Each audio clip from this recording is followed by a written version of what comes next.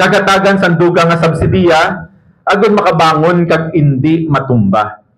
Pihuon madapat ang ilang mga polisiya agud hindi magsalanghisag diri sa idalom.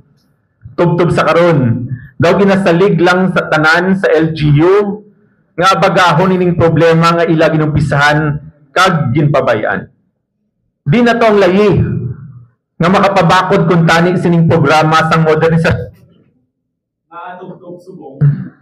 nga tubtob sa karon wala paghihapon sang layi. Pinasaka niyo lang sila sa kapayas kag dayon tapson pabayan. Kabalaluman ayhan ang mga yara sa DOTR kag mga ahensya si dalom sini sang sitwasyon sa mga kooperatiba, driver kag operator nga ilaging pasakay sa ilatras abante nga plano. Ano abi kay wala pa gani maplastar sa maayo, ginilabtan nila ang dati nga sistema, ginpilit pa nga mangin kooperatiba. Kung may ara nga matudtuod nga past due, hindi ang loan sa mga kooperatiba, kundi past due na ang klaro nga direksyon kag gilayon nga aksyon humilin sa aton gobyerno nasyonal. Masalimuot, pero kabay, hindi pa ulihi ang tanan. I'd like to show you these graphics, wala lang detail.